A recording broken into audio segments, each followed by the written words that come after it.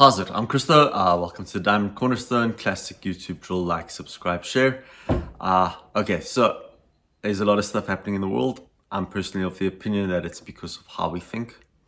Our current thinking as people is linear, random, separate competition, conflict.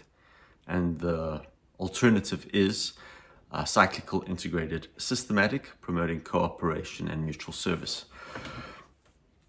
So, yeah, I don't like speaking about what, but if we look at the what, a what is a product, okay, a final deliverable.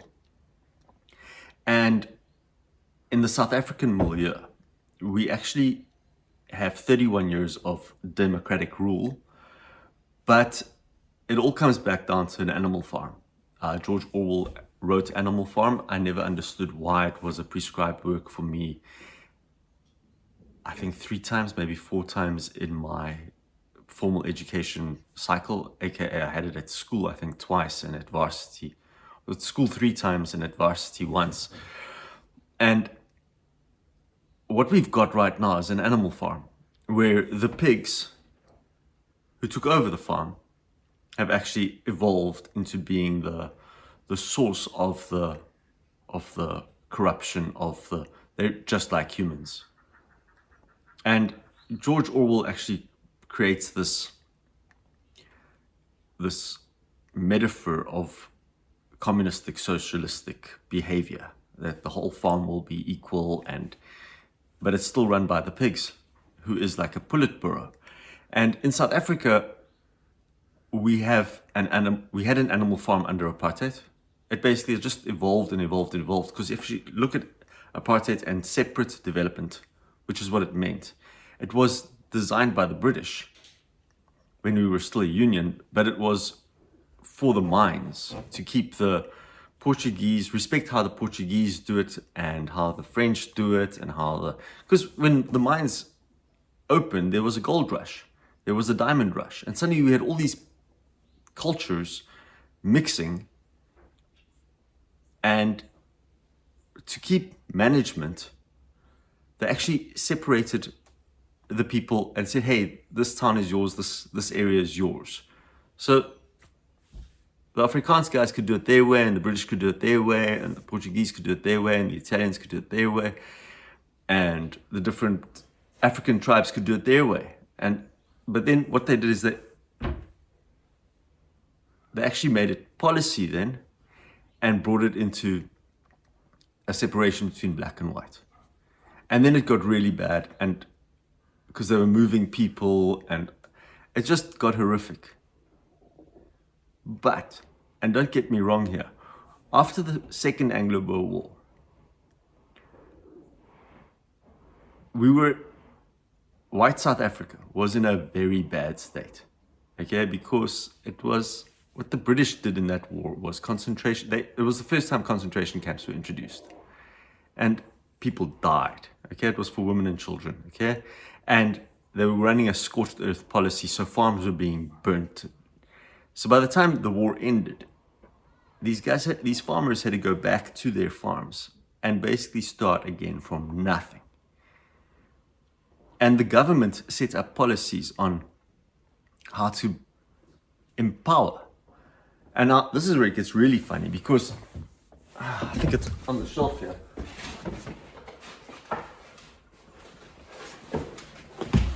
If you want to farm, you get these 3 books. They were written in like 1958, but you can literally farm anything with these 3 books in the South African context.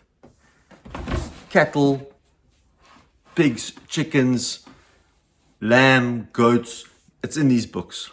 And then all the boards as well are in these books.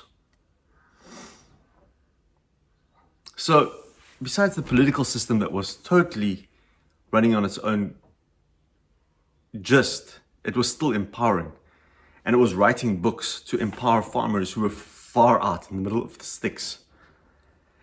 So by the time the ANC took over in 1994, there was a serious infrastructure. We were absolutely spoiled with regard to mineral wealth. We are spoiled. We have no tradition in this country for exploratory mining, because we've never needed it, because the diamonds, they literally are everywhere along the rivers, alluvials. And then for the first time ever, South Africa found kimberlite pipes. First kimberlite pipe was found in South Africa.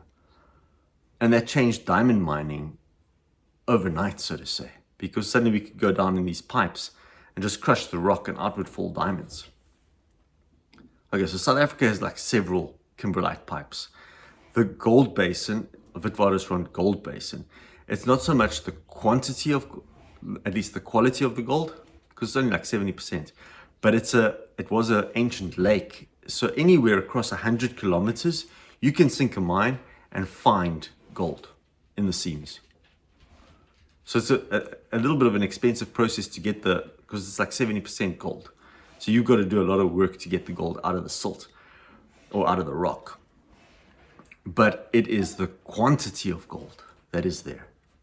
And then by default, we've got this platinum complex. It's actually called the Bushveld complex, which is just platinum mines. South Africa is spoiled for choice. We've never needed to explore. In between, from an agricultural perspective, the weather is stunning. The previous government put in irrigation systems, irrigation plans to move water from a different country. In Lesotho, we built 3 dams to make sure that the gold fields in Gauteng have enough water. Just looking at population growth and demographics and anticipation of future planning. Now, unfortunately, since 1994, we've had policies come in. There's zero anticipation. The rails have collapsed. There's this funky thing when you look at mining called the Fraser Institute survey. And it's about looking at the favorability of starting a mine. And then the countries are ranked. And South Africa used to be number 1. Our policies were for mining. But what we learned there is now we're like 6th from the bottom of the list. And being 6th from the bottom of a list, it's not so much that we don't have the minerals. We don't have the empowered youth, empowered people. So we've stuffed up on empowerment. Our infrastructure has gone from world class. We've deindustrialized. We had a rail system of like, I think on the rail system, we're using maybe a quarter of our potential. The rest is all just degraded over the years. The road system has degraded over the years, lack of maintenance. Now they want to blame the previous government, but after 31 years, promises were made in 94. Promises of prosperity, abundance, a better life for all. All. Every child born post 1994 will be born into a democratic, free country. But if you keep the people in poverty, consciously, unconsciously, or subconsciously, whichever consciously you want, you've disempowered the people. The way I see it, okay, I'm a diamond theorist. So everything runs on diamonds. Now, what happens with diamonds, what keeps their value so high, now I'm just talking about the stone itself, is that the diamonds are stockpiled at the house, at the mining house, and then they trickle it out to keep the price high. Now you take that and you put it into the metaphor that each person is a diamond. You are a diamond.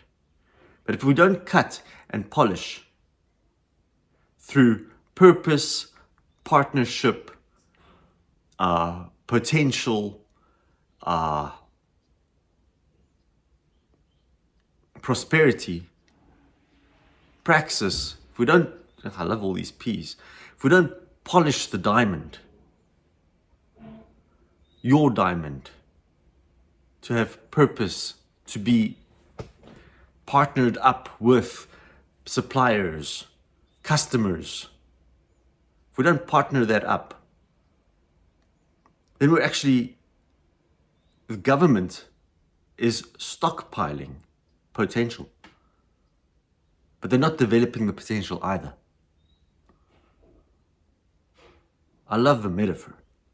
Just as the mining house holds its diamonds back, the government now has used poverty for politics to keep the people dependent on state.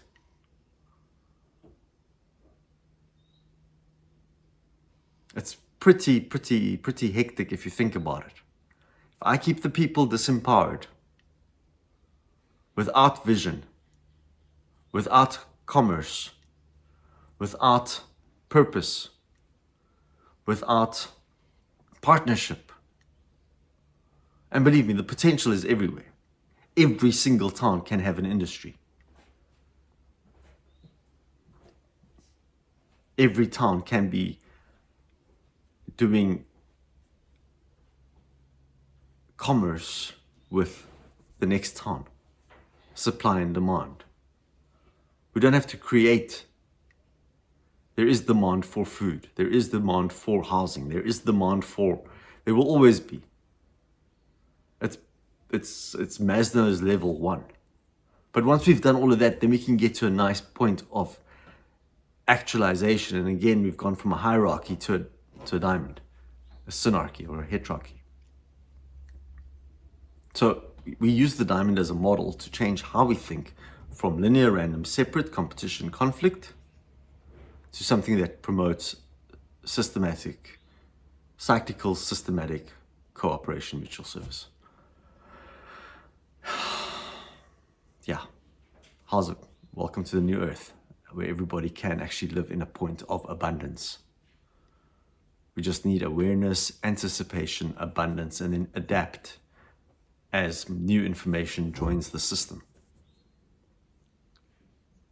Blessings. I'm Christo. Get a book. Yeah. Thanks for supporting my work. Ciao.